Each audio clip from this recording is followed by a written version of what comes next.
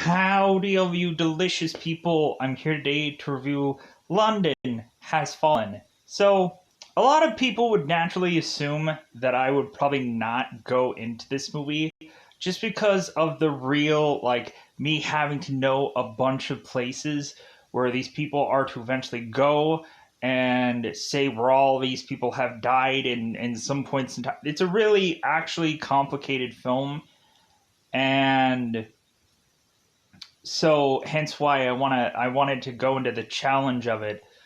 But also I'm hoping, this is a 90-minute movie, and I hope that eventually I can kind of quickly grace through this movie with well under, hopefully, roughly about an hour, if not less.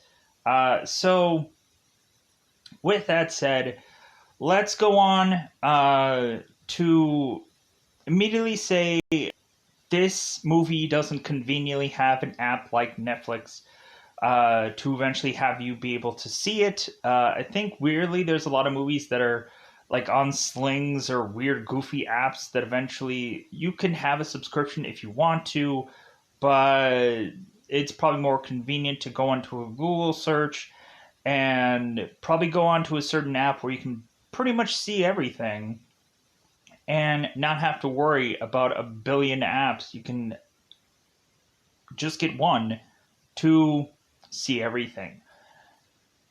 My suggestion for London Has Fallen, I would probably recommend going through a Google search and going for an app called Fox HD Movies. You can see almost everything with that app. Or you can Google search the Fox HD Movies will say in the logo, the title will say play 1080p or some weird goofy thing. We also have letter C movies. So C movies, it's two words. You can go and look and Google search that app and be able to pretty much see anything you want. Brand new releases, all kinds of stuff that you've probably never heard of in your life. And you're like, oh great, I have all the time in the world to see all these things that I've never heard of before. So, and they're conveniently at my leisure.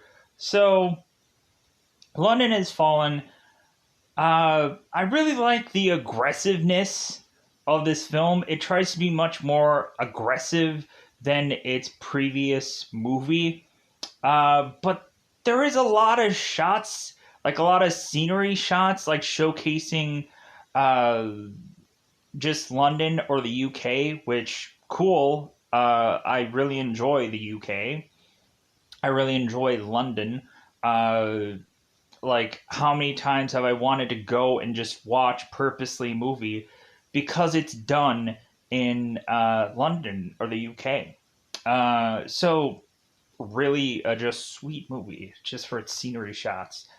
So, and I hope that when I get into spoilers, I'm going to rattle off most of these settings because, yeah, it's going to be fun when we get to spoilers. So, the main spot where they are to have supposedly this guy named James, who's to be the British Prime Minister's funeral, to be at the St. Paul Cathedral, which is a big la-di-da place to, of course, have a funeral for a prime minister. And that is to be the main reason why everyone from all over the planet who is to be a president or a prime minister or a leader of some country somewhere is going off to try to make it to the St. Paul Cathedral, but not every prime minister, president, and whichever is all going to easily make it there. And so, and also, it's really convenient, right? that like these certain kind of political characters end up getting wiped out the way they do, as if it's all perfectly planned. But I guess also there was to be some slight tweaks that Mike Bennett was to bring into the president's schedule to throw people off. So that way, the American president would not have gotten killed compared to all of these other political characters. But anyways, we go into this movie and there's a thorough thickness of f-bombs that are delivered in this film. So if you are to have a child or a young lad or a young lady, uh, maybe you might not want to have them be being heard of every other word being an f-bomb somewhere. Or there seems to be some points in this movie where there might be some racial stuff kind of going on between Mike's character and I think I said Bennett. I think his name is Banning. I said that incorrectly. Get ready for that when I have to go through and name off all these names, and because that's going to be fun. I don't know what actual room Morgan Freeman is in within this movie, because if they were to rattle off all the places that uh, like random stuff like Buckingham Palace and all these kind of scenery pieces, the one thing they don't name off is where Morgan Freeman's at. They don't even call it anything. They could have called it the War Room or the War Zone or the something. They could have come up with some title, uh, because they're freaking titling every gosh darn thing in this movie. Not only that, they have to bizarrely tell you some kind of time that things are to take place. Like, we have 6 hours, weirdly, when a flight is to come from Air Force One to the UK, and I'm like, why do we even have to care about this? Like, yeah, Air Force One's really efficient. Who gives a shit? Uh, that's the one thing I didn't care about this movie, where they have to they had to really just put times in this movie. I just thought that was so bizarre. Really, there's also a lot of times where, like, I get they want to make a big action sequence through a plethora of this movie, but there's also times when people seem to be randomly shooting at anything. Man, just like a ton of people all bust out their guns to eventually just be firing off seemingly anywhere, because like a bunch of people are all firing in random directions, and it's, you would think that like quite a few people would be focused on one area, or you would just have people seemingly separating to go after one specific man or one specific target, and they don't. They just randomly fire into the air because they, I guess, just have a lot of blanks in their guns to just empty out. Plus, there's another scene when Mike is going and trying to, of course, rescue the president again. There is all this light show of bullets being pattered out, where it doesn't seem like we're like, where are any of these enemies just coming from? Like, I'm not seeing, like, I'm seeing one guy that's down on the ground where I don't even understand how that light came from as fire shots and whatever. So people can go through and pick this movie apart. I can still enjoy this movie because it's a real fun action film. And again, Gerard Butler is giving a much more aggressive performance here than I think he did in Olympus Has Fallen. You kind of will really enjoy the one spot where both Asher and Mike are going and sharing a glass of water together. So that way Mike gulps down the whole entire glass of water. That's hands down the best action sequence in this entire film. Just Mike gulping down that water. And I know that is to basically just sound... I know how that sounds, but it's funny. Like how they had to have that moment of like Mike just pounding down that water. Like I wonder if they had to get a specialist to come in and like, oh, how are you supposed to drink this water quickly? Did Mike have to go into like 6 months of training to figure out how to gulp down a thing of water quickly? Hopefully nobody choked on that water while they're gulping it down. Like it's like why like I guess it's a way to like enter a scene, but like you have so many movies where like I just watched Barton Fink where someone hands him a drink and then he just holds on to it and never consumes a lick of it. And so now instead we just have Gerard Butler just pounding this water, and I don't know why I'm taking so long to talk about this. So yeah. So teeing it up, the British Prime Minister is to have had a heart attack. So now everyone is to go to the St. Paul Cathedral, who is to be a politician to go, with the exclusion of Morgan Freeman, who's just kind of now as a vice president, Trumbull, somewhere in there. I like, and I just saw the other one too, so I'm kind of remembering slowly but surely certain people's names. We'll admit there's a lot of goofy things that they do in this movie, but they kind of also make up for it with cool action sequences.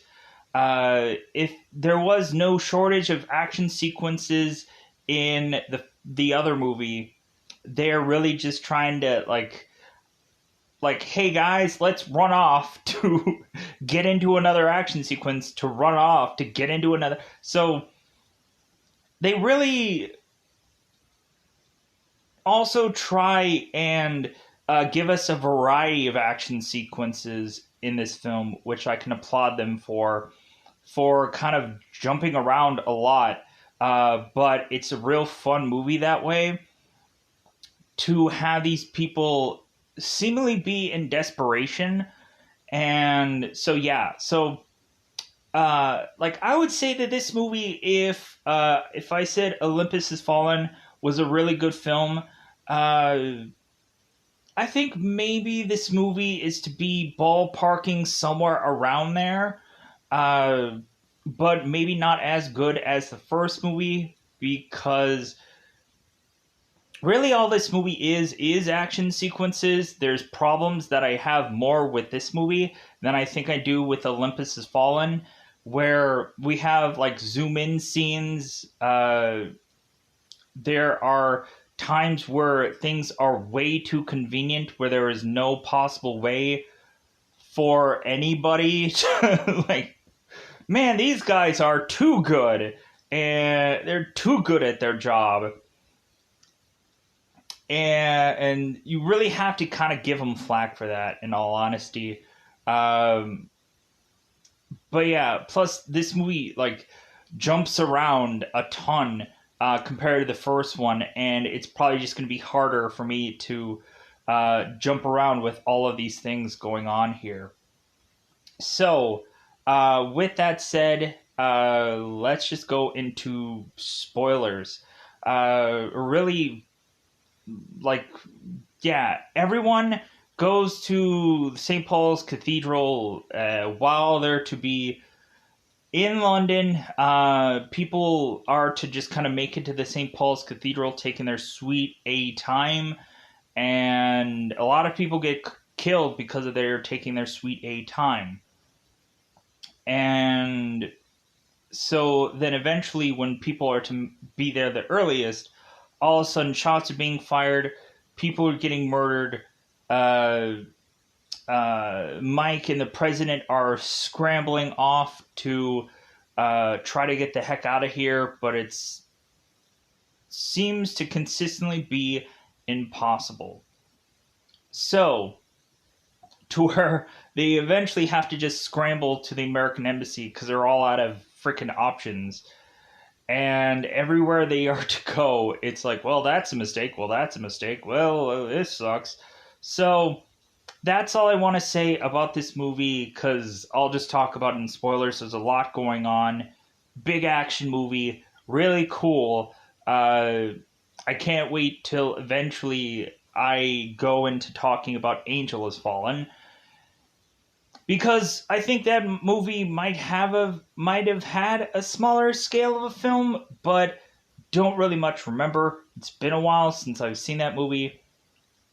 Also, I don't think I'm going to get to Angel Has Fallen as quickly just because of how much this movie is to entail. A little tiring, possibly, but I have also a lot of quick projects to also get in also with this. So let's go into spoilers. So hopefully I can wrap this up as quickly as possible. There might be some mess ups I do, or there might be some fumbling upon my part. I'm going to try to do my best to kind of rein everything in. There's a lot of crap in this movie. There's a lot of transitional crap to just kind of dance through. So we'll get into this once we get into that double five time territory. So let's get into spoiler time. Spoiler time. It's about that time I'm going to spoil this movie. So, very beginning of this film, we open the film at some place in Pakistan, and so we have our main villain, Amir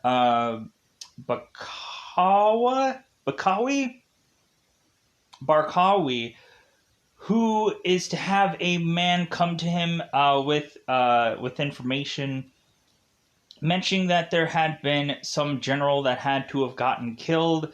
And so Amir is like, great, thumbs up, whoop-de-doo. That's pretty much the only real give-a-sh opening that we have for this movie. Transitioning further, the big thing on the news is that, of course, the let's do this properly. So Mike and Lee, evidently I got the name wrong or incorrect upon the first movie. So Mike and Lee are to supposedly be prepping for a new baby coming, which Mike won't even be here for because he's off to go to Britain to usher in the president into the St. Paul Cathedral. And so Mike is talking to Lee because Lee is to say that Mike is being way overprotective. There's supposedly 6 cameras in one room.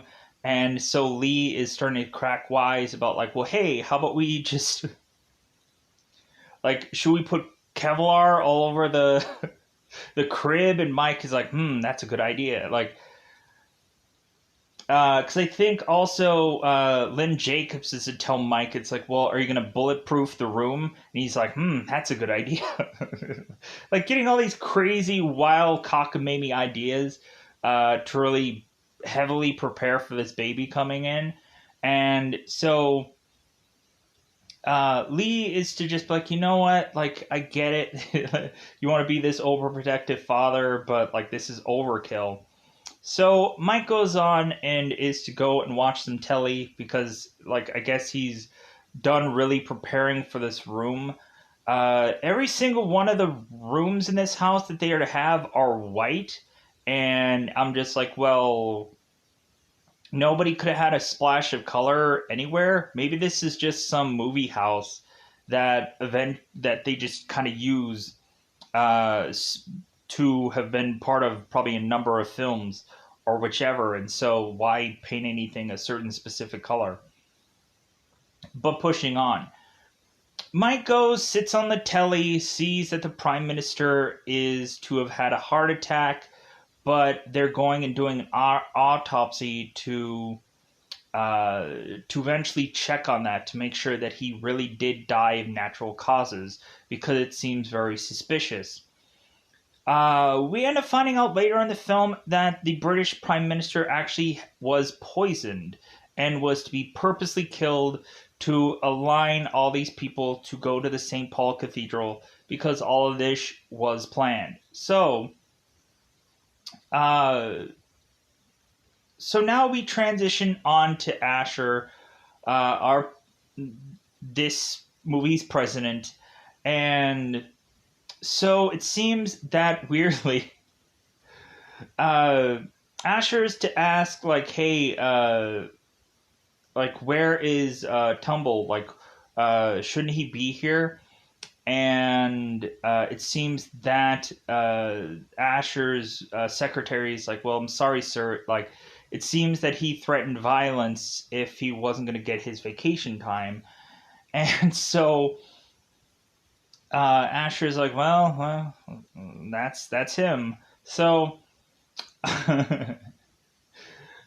so Trumbull ends up appearing, I guess, to have said, well, like this guy, I guess, scrambled the jet to just kind of make it back, or scramble the helicopter to make it back to the White House because he has to kind of take control because he's the vice president, and Asher has to go off, of course. To Britain to so both Lynn Jacobs and Mike are really having to dread this whole going to Britain thing because it seems like the worst possible like planning scenario that they can do.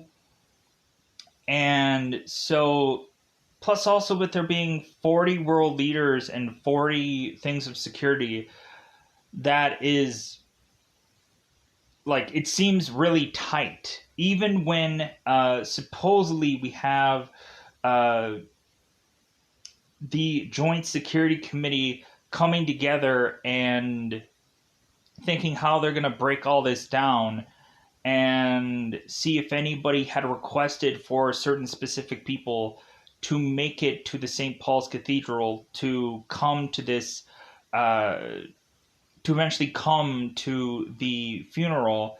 One of the guys is to ask, who is I think the commander of this box command, this specialist operation directorates. Uh, he is to ask if there is going to be any Dallas Cowboys or any goofy other things.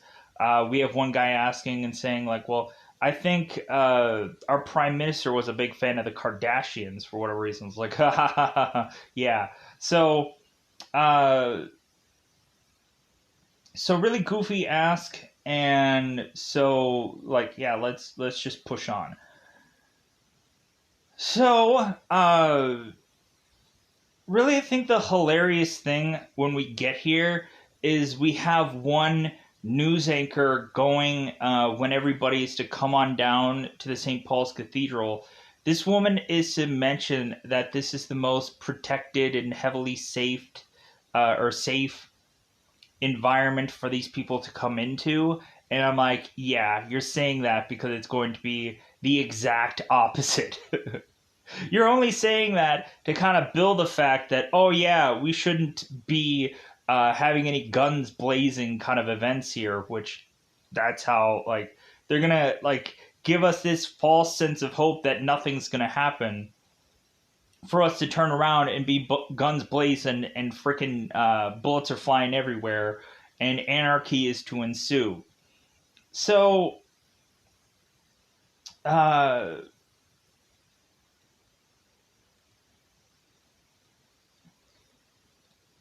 uh, so we push on. God, there's so much crap to just talk about in here. Uh, we also had the one spot where both Mike and Asher were kind of running and kind of like jogging it out, and after that, Mike is to head back home, where Lee is to mention about the security cameras in the home, but like Mike makes the joke to Asher about like, "Hey man, it's a really good uh, political race that we got going on here." And Asher's like, "God, you say that stupid joke every time." And Mike's like, "Ah, it's still funny, right?" And like that's kind of another early part of this movie, and which transitions to have Mike go into his apartment and kind of talk things out with his wife. So Mike goes home, makes plans to have Lee and her mother now having to go and deliver the baby. Lee's mother is to tell Mike that they got everything planned, everything's going to work out. So Mike now has to go and hug Lee and then leave. And Mike ends up telling the kid in, of course, Lee's belly to, God, what does he say? Oh my God. Uh, like be good or something like that, some goofy thing like that. So Mike goes off to have all these people eventually go on to the Air Force One, and so while they're flying off to the UK, Mike and Lynn Jacobs are talking it out, and so we find out in this scene that Lynn Jacobs is to be the godmother of Mike's child, Mike's kid. Uh, it's kind of funny because Mike and Asher were going over names about what the name is going to be, and Mike is saying that it's like, well, it's not definitely not going to be Benjamin. So maybe it's a girl. They'll call him Benjamin. So Len Jacobs accepts being Mike's, I think, daughters. Is it a daughter? I'm not quite sure. Godmother, and she's honored, and she says all like she's grateful that to have been the godmother of this, but we'll see how that all plays out, right? So Air Force One is to land 6 hours later, bizarrely, onto UK soil. There's to be a guy meeting him there. I think his name is to be John, and so John is to immediately be upset with Mike because it seems that this rival was unplanned, and Mike is like, well, that's the whole point. Like, we wanted to come in here and not have everyone be prepared of when we're coming and where we're coming from, because we wanted to surprise people, so that way if anything is to go horribly awry, it won't go horribly awry here. So we go from a plane to a helicopter. I'm scratching my head at this point. Like, so they could have they had Air Force One bring them there, but there's still helicopters that still usher them in to where they're going, to the St. Paul Cathedral. So so we have like Marine 1, 2, and 3, which we shouldn't have possibly that many helicopters for just the president. Like, who's all coming here? And aren't certain helicopters reserved for certain people anyways? Like, that's my thought process of like, why is there so many helicopters here? Is it just for the cool action sequence that happens later where they brought an abundance of helicopters, so eventually cool action sequence down the road? So uh so we also have like shots, of course, of London being like sprayed out through this movie. Buckingham Palace is randomly shown at some point. They have to show or tell us that it's Buckingham Palace because we're possibly Americans, and what difference do we know? And so we also have we also have certain other we have a German counselor, Agnes Buckness, who is to eventually get randomly shot at some point in this movie. A little girl is to give her a rose, and when Agnes ends up getting shot, she ends up dropping the rose. Oh, what a horrible, horrible sight. At the Chelsea Bridge. You didn't think I would probably have known about the Chelsea Bridge, but I do. At the Chelsea Bridge, we have a Japanese prime minister who is, of course, to just be driving his way to this location, and it seems that he is stuck in traffic. And so the Japanese prime minister is like, man, how long has this taken? And I'm sorry, like, the American president just comes in there and swoops in via helicopter, but the Japanese prime minister is stuck in traffic in some bridged like location somewhere. We queue up the Italian prime minister, Antonio Gusto, who is taking a private tour at the Midwestern Alley or Abbey, because West or the Westminster Abbey. I'm sorry, I said that incorrectly. It was almost close though, but regardless. So I had it before. I knew I had it before, but oh well. We also have the French president who's on a boat somewhere. Who gives an F?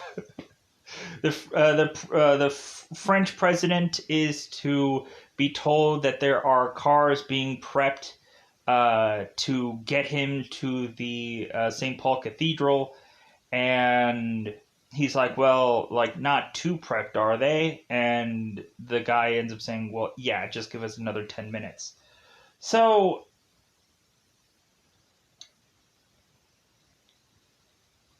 now what ends up happening to all of these people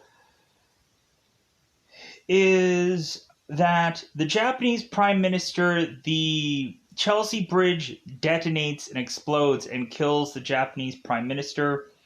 The Canadian prime minister, I think there is a car bombing that ends up killing him off because they are to plant a bomb underneath his car.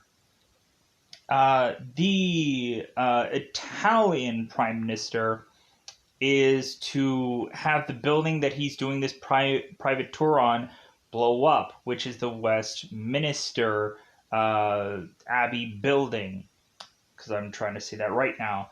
And then the boat of which that the French president is on is to blow the F up. So, luckily I got all that right. Correct. It seems weirdly. So the St. Paul Cathedral. Let's get to there. So the American president and seemingly a bunch of other certain important people are making their way to the St. Paul Cathedral. Asher is going and talking to a man attached to the British government, and just kind of talking about the prime minister and mentioning how it seems that this guy, the prime minister, hated funerals, and it's like, well, yeah, like, doesn't everybody?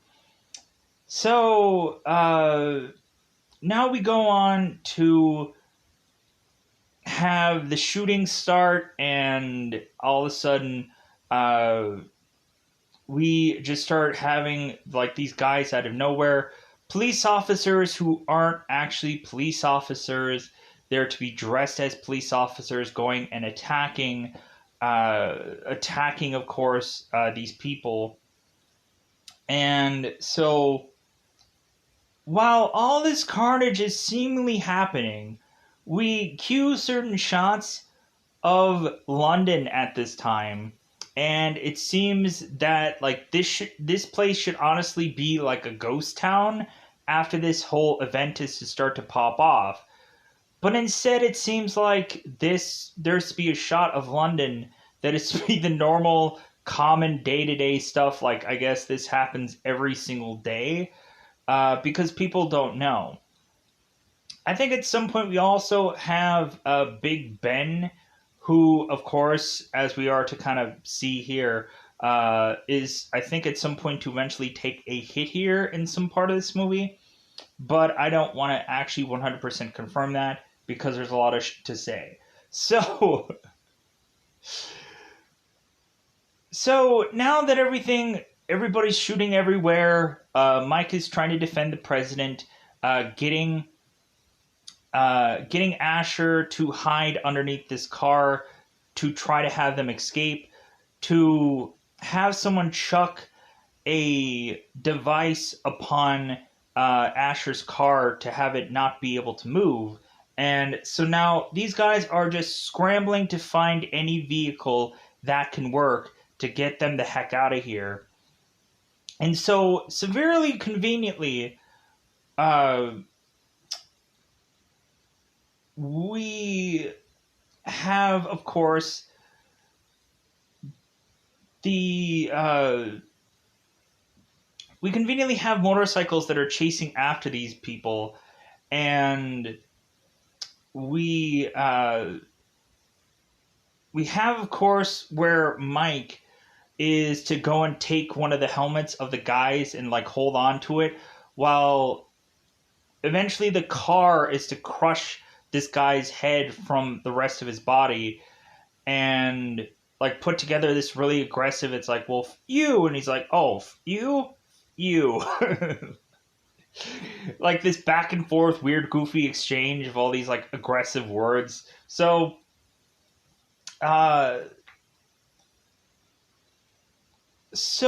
what happens is these people, with this seemingly coming apart car that has been battered with bullets, and one of the agents is to be killed and just kind of really just splatteringly killed, where he's like getting decimated, but everyone else in the car is seemingly to be fine.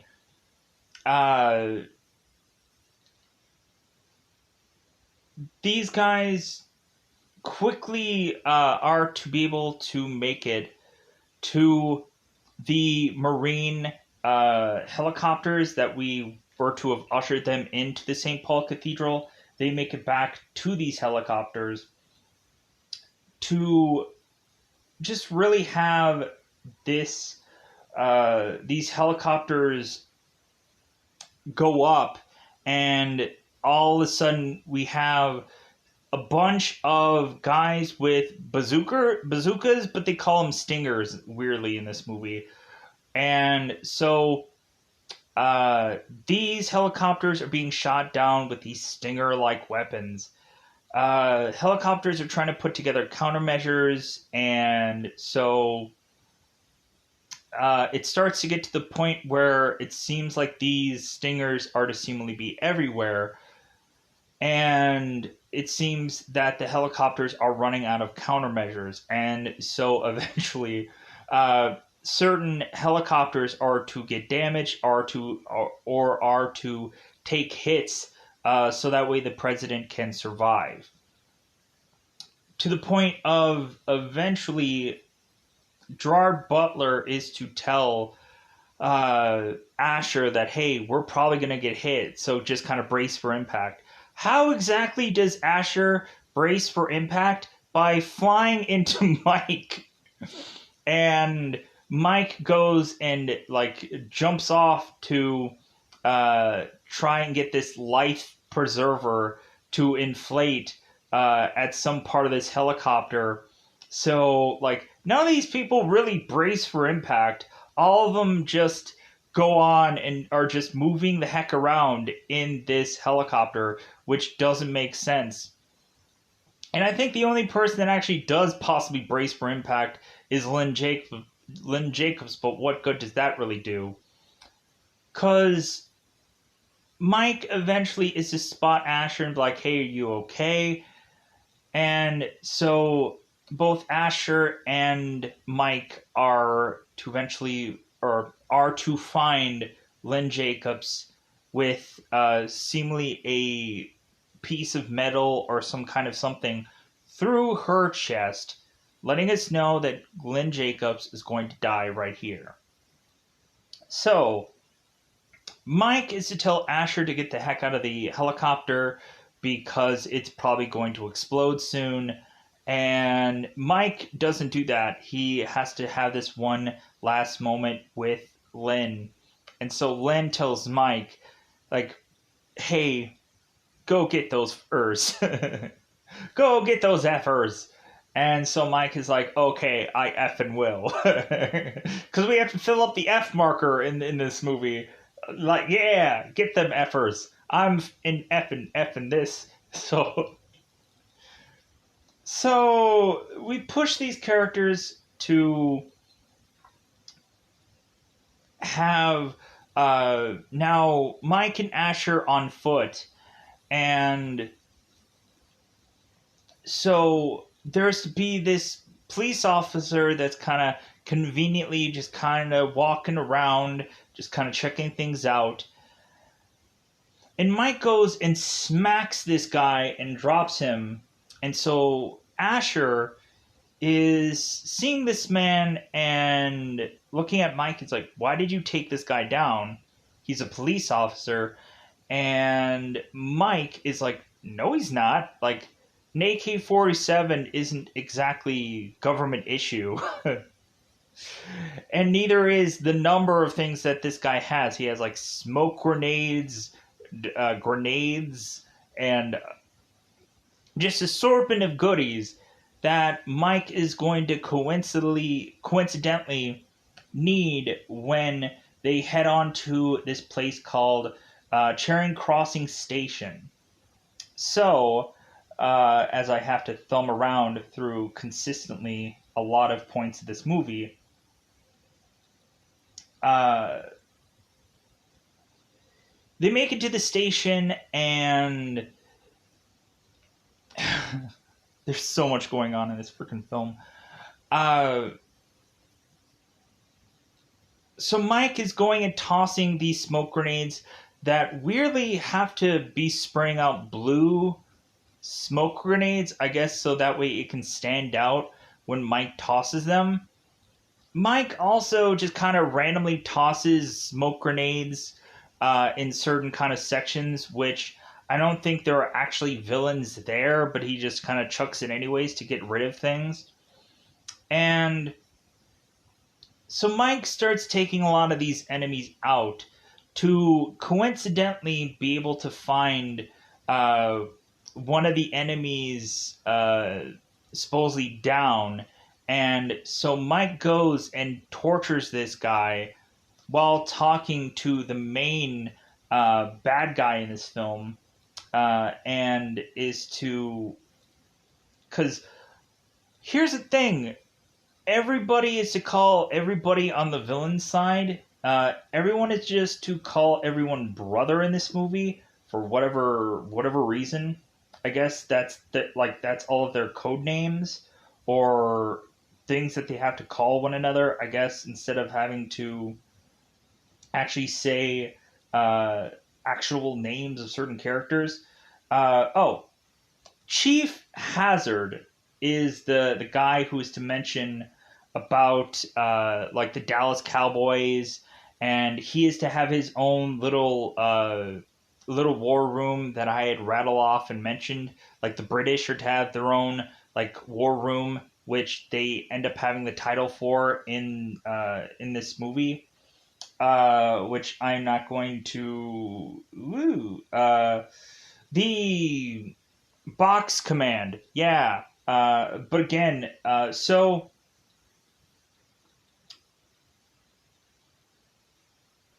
like I'm trying to find the villain's name, the main bad guy.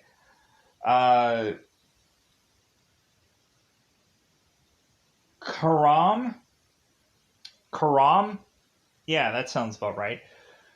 Because it's the brother of the main character, so I'm hoping that that's possibly the guy. Not sure. So, anyways, pushing on. So, seemingly after that moment, we also have, of course, Morgan Freeman in his war room, where at first, when he goes in there, he is to just ask for an update of what's really going on, asking to like see how like communication is going on, and it seems like communication is kind of going for crap. They're getting satellite feeds of what London is to look like, which which leads us to go on and have these guys consistently using satellites when it seems that Mike is to easily know that and figure that out. And so Mike is weirdly leaving signals in the sky for conveniently people to figure them out, which there is no way that he could actually do that. The certain character who figures that out, that there's to be this weird, wild signal that Mike is to have given to the skies.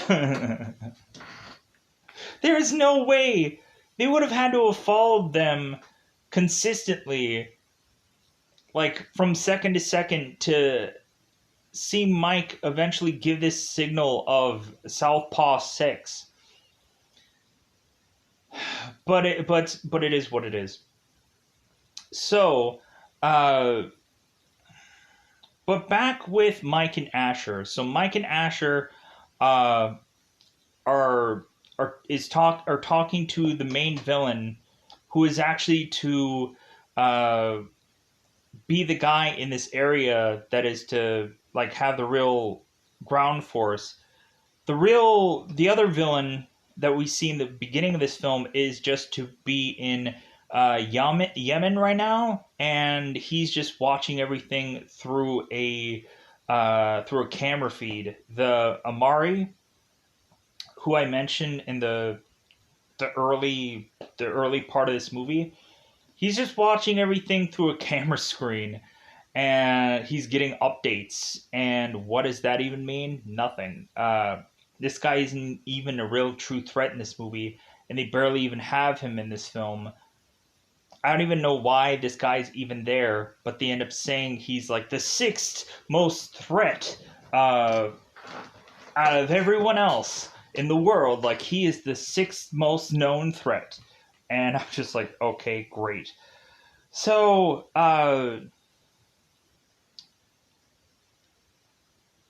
Mike and Asher go to talk to this lead terrorist, which I'm not even going to try to go through IMDb and figure out this guy's name, because I have other things going on.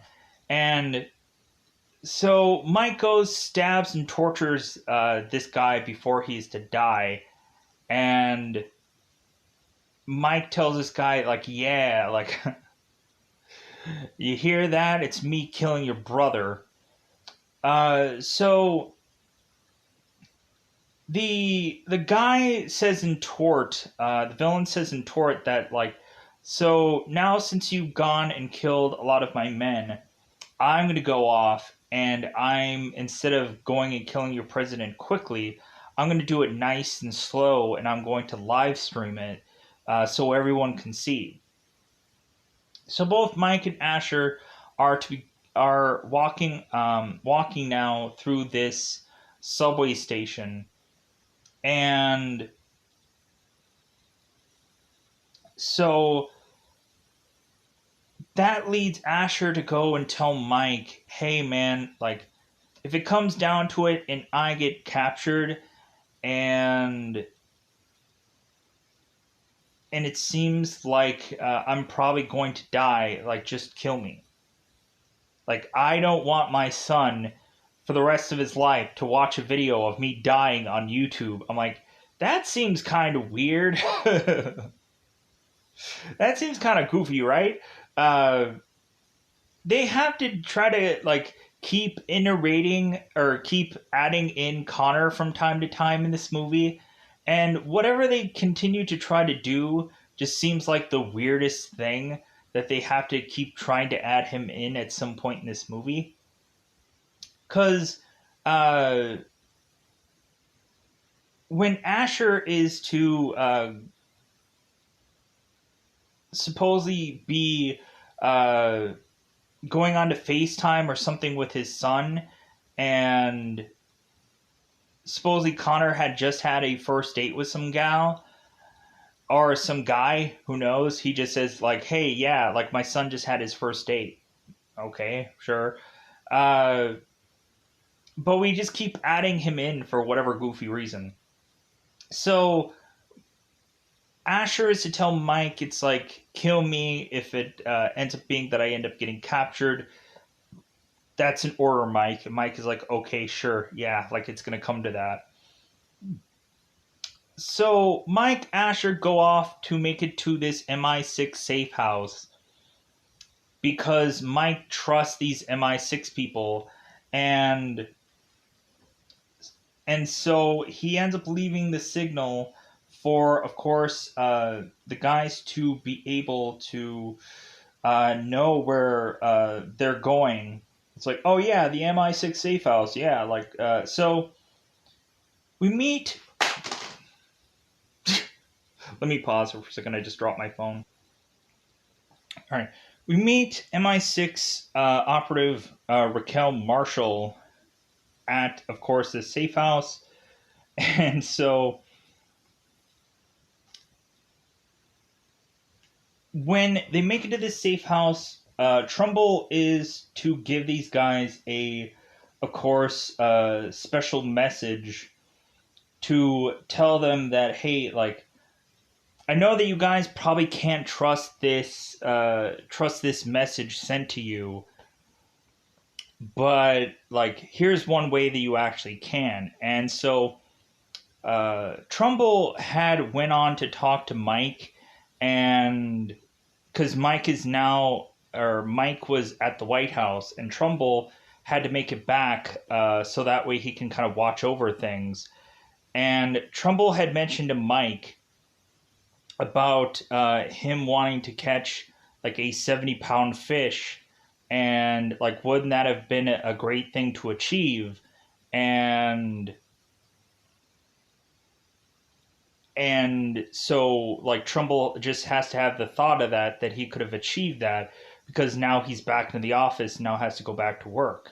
So Trumbull relays that same message to Mike again, talking about this 70-pound fish. And Mike is like, okay, so this is actually him.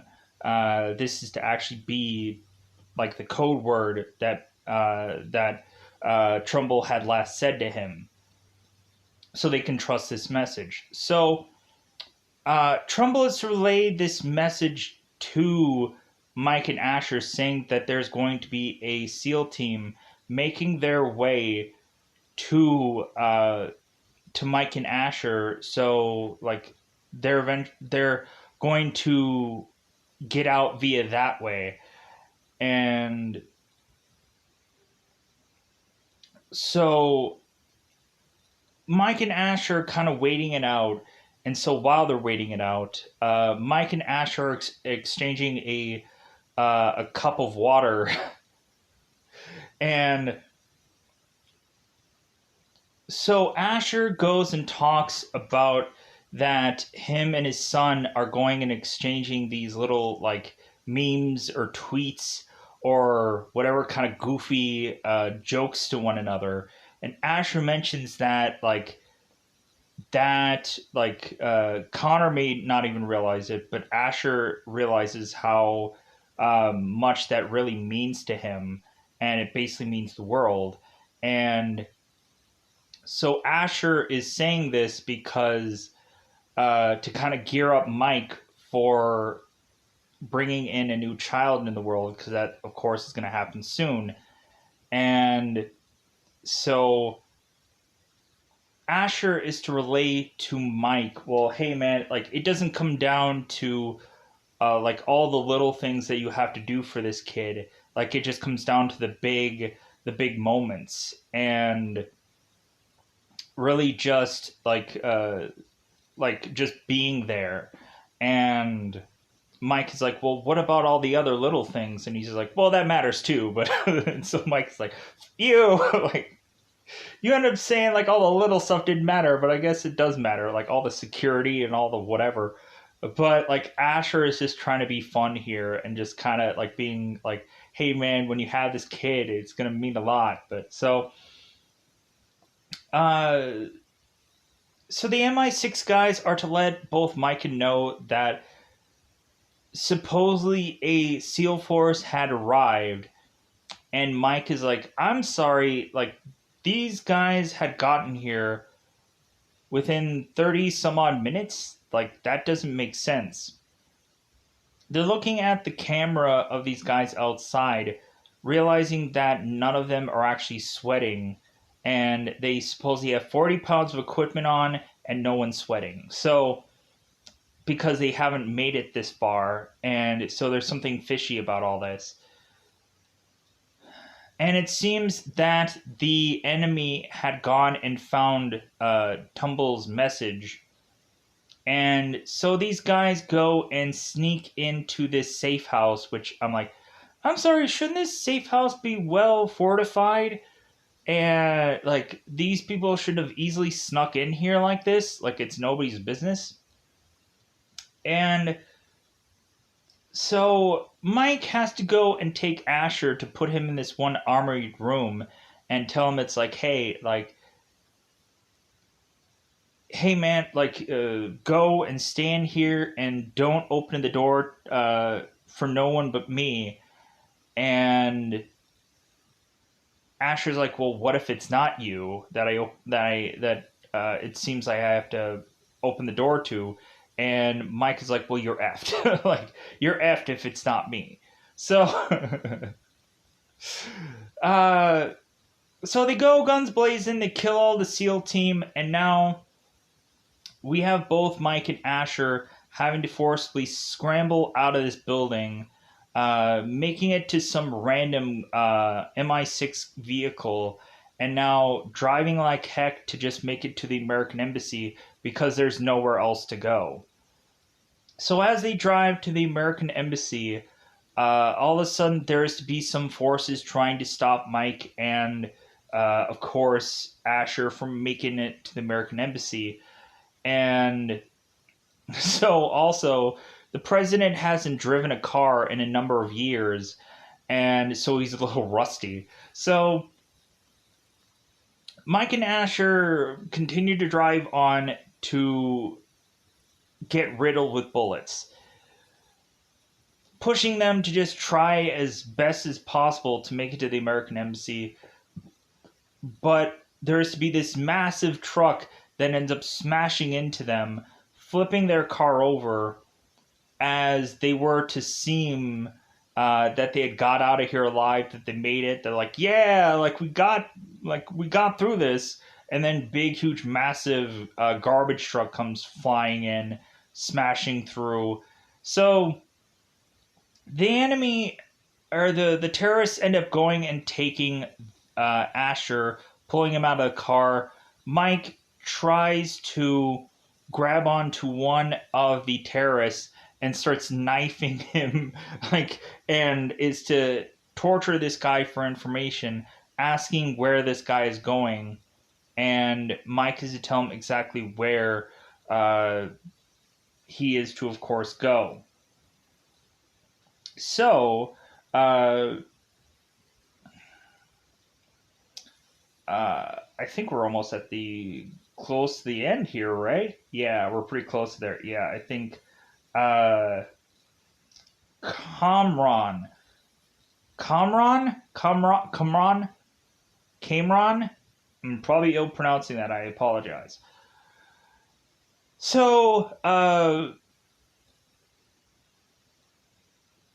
so Mike, all of a sudden, when he's conveniently stabbing away at this guy, there is to be a second SEAL team that had came, because I guess Tumble had gone and done a contingency plan to send two teams in instead of just one, to be just in case if the enemy force was to go and take that one SEAL team off, there was to be another SEAL team in place that is to be more stealth and more like eager to have been able to get to where Mike and Asher are.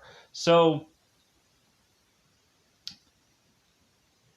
the SEAL team that is with Mike is to uh, tell Mike, well, hey, we're gonna go off and we're gonna get him, and like you can just kind of stand down. And Mike is like, no. Like, how many times have you even saved this guy's life? Zero? Oh, that's what I thought. I have saved this guy's life numerous times, and I am not going to not come with you guys. Like, we're gonna go. So they find out where the building is, and so they head there. And mind you, that Asher is to supposedly be live streaming his death. And so when they get all the gear prepared to do this live stream and have Barkawi, I'm going to go with Barkawi because that seems better out of the two names instead of consistently saying Cameron. Maybe we can say Cameron. So I think that's probably Cameron? Probably sounds right, right? So Cameron is to start punching into the president with this live stream. Of course, Morgan Freeman is watching on as the president is to supposedly die. Here's the goofy thing. All of a sudden, we have certain government people that are to be squeamish when a machete is to be put in place, and there's certain government people that are like, oh, I can't watch this. Like, what the is this? Like, we should be having like 4-star generals and stuff in here, just like, oh, like, well, like, there's nothing we can do.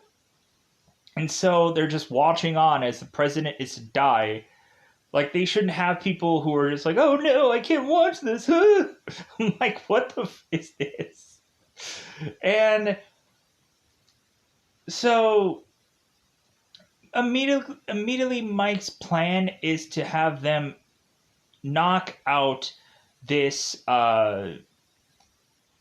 this of course generator that is powering this building, so they can't actually live stream Asher's death. And so that kind of gives these guys more time to crack in there. So Mike has the SEAL team go and continue to try to shoot around this building, taking these enemies out. And we have the hilarious scenario where Mike is getting a relay told that supposedly there might be 100 guys there to be holding the president in this one building, and Mike is like, well, they should have sent more men. Because Mike is freaking Rambo, and he's just gonna like blast through all of these guys like it's nobody's business. Because Mike is to tell these guys like, hey, just kind of blast around the building and please don't shoot me, and I'm going to go off and I'm going to go into the building myself, kind of sneakingly in here, taking these guys off guard with the power down. Mike goes and grabs this this night vision goggle like thing, goes and blasts through all these guys, kills all of them one way or the other, accidentally has a lot of guards go and kill one another of them off, so on and so forth. So Mike makes it to where Asher is, and is conveniently, when the live stream goes back on and the president is just doing this speech about like, I will protect my country and this and that, and like all this rattling off kind of nonsensical stuff to basically just say that he is not like, he is just gonna say this speech and just get beaten up because like he's gonna like, yeah, I'm gonna take this pounding and I don't care, like I'm still gonna rattle off this speech no matter how many times I get punched. We also had Asher, who at one point is to like there was this funny thing because they were like running all over the place. And so it seems that Asher and Mike are kind of exhausted right here. And Asher's like, yeah, I'm full of bourbon and bad decisions. Like, man, I'm kind of gassed out. We're like running all over the place.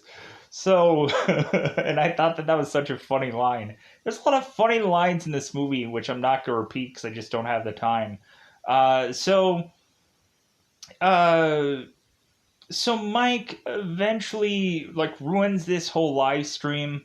Uh, there's a machete almost going at the president's head. Conveniently, uh, Mike is to stop this whole thing perfectly in time, killing off most of these men.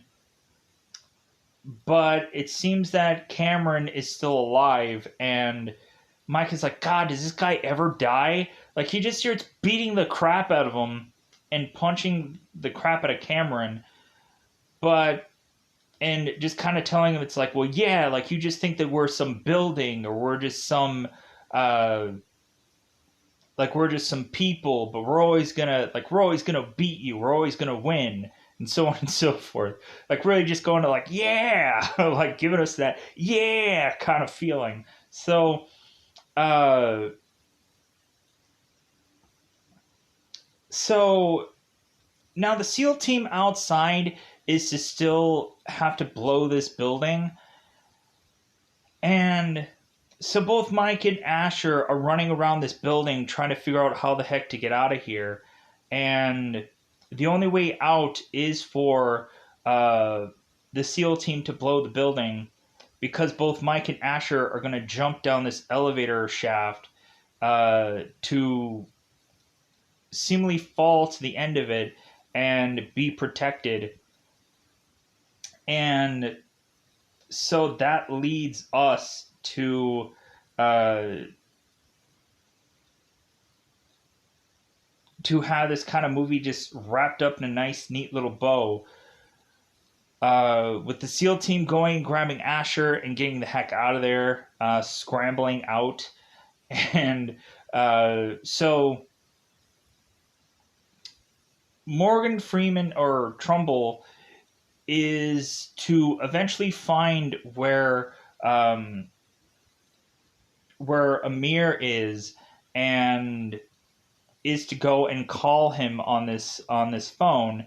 Amir picks it up, and so they end up talking to one another, because Amir had evaded being killed once before, but the collateral damage of things was that his daughter was to die.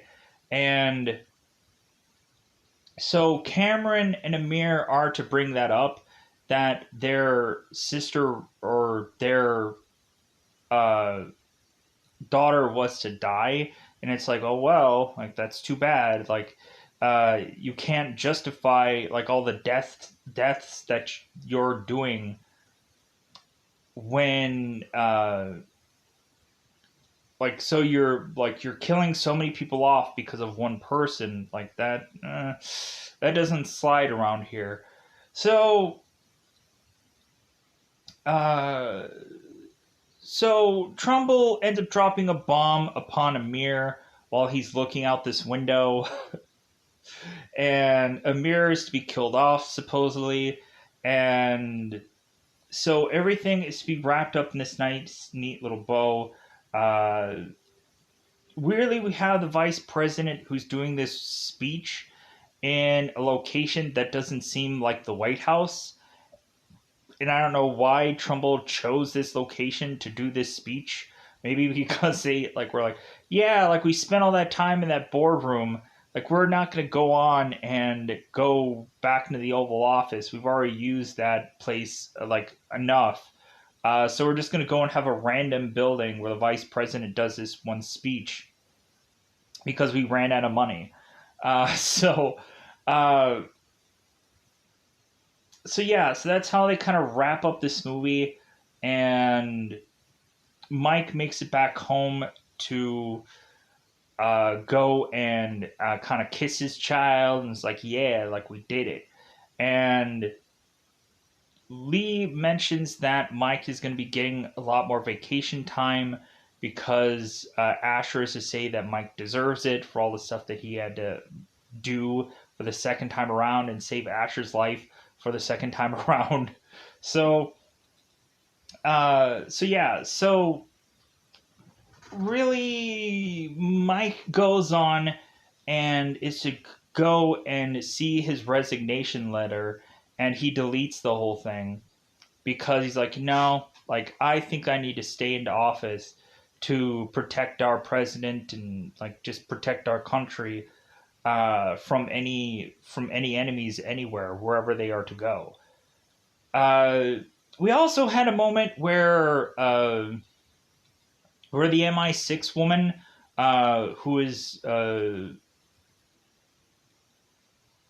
confronting the mole in the British government, and she is to, of course, murder him.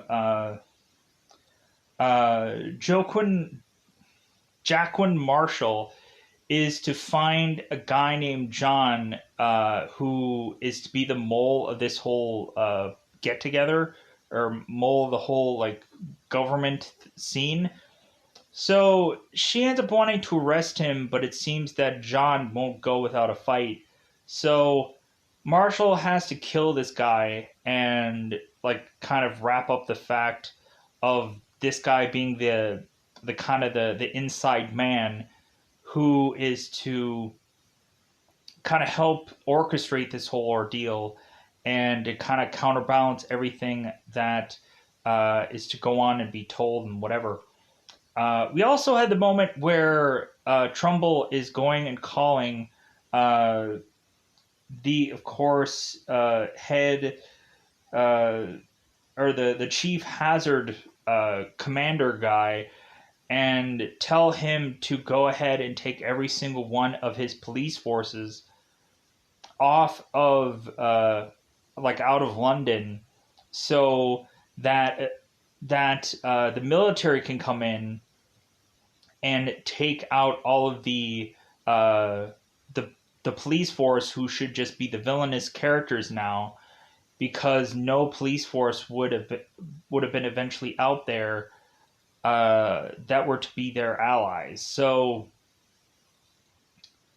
like I thought that part was really smart. I think that part was really clever, to just send in the military force to just kind of wipe things out. But yeah, so with that said, I think I covered most of this movie. But this movie's jumping all over the place. There's a lot of stuff going on. So there's probably huge, massive chunks of stuff that I forgot about because there's a lot of stuff to just talk about in this film. But I enjoy this movie. I enjoy the action that it delivers. But it's a mad scramble all over the gosh darn place. So, with that said, I hope that this review sounded like something that covers the movie good enough.